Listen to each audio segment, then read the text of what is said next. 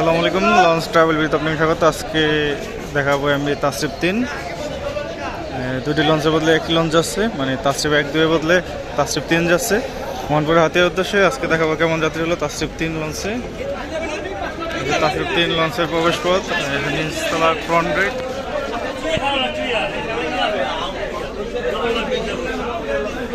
হচ্ছে দোতলা যাওয়ার সিঁড়ি, কেবিন এরিয়া যাওয়ার সিঁড়ি, ডেকে যাওয়ার সিঁড়ি, মানে ডেকে যাওয়ার গেট,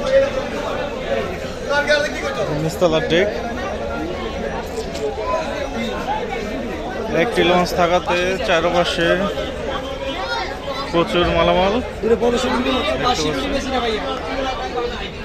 লঞ্চের দুই পাশে শুধু মালামাল আর মালামাল।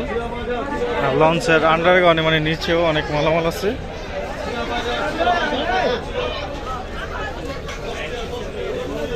দেখতে পাচ্ছেন যে এমন কিছু নাই যে না যায় মনপুরে হাতিয়া রুটে।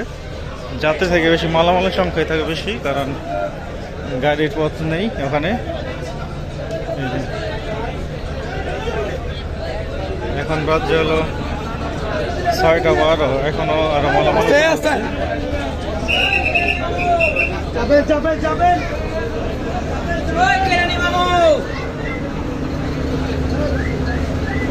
মানে একটি লঞ্চই লাগে মালামাল উঠানোর জন্য।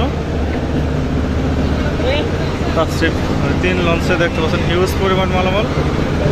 আর মালামাল উঠানো হচ্ছে, টাইম ও সময় নেই। 6:13 বাজে, কিছুক্ষণের মধ্যে ছেড়ে যাবে। ইঞ্জিন রুম দেখানো সম্ভব না, ইঞ্জিন রুম লাগানো। পিছনে আছে ক্যান্টিন, ডেক ও কেবিন যাত্রীদের জন্য। ওই পাশে রান্নাবান্নার ব্যবস্থা আছে।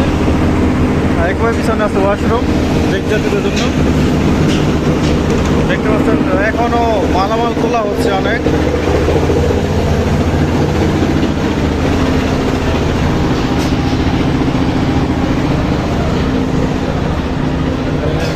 অনেক ব্যস্ত লোকজন মালামাল তুলতে। এখন যাবো দোতলার ডেকে।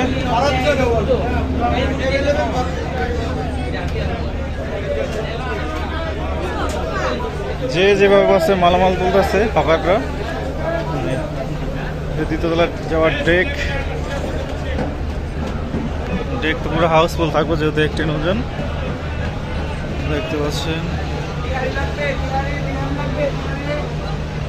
ডাইরেক্ট ছাদে যাবো, কারণ হাঁটাহাঁটির সিস্টেম নেই, মানে জায়গায় নেই হাঁটাহাঁটি করার। দেখতে পাচ্ছেন এই ছাদে যাওয়ার সিঁড়ি। পিছনে পুরো ফুল, পিছনে যাওয়ার কোনো রাস্তাও নেই যে নিয়ে দেখাবো।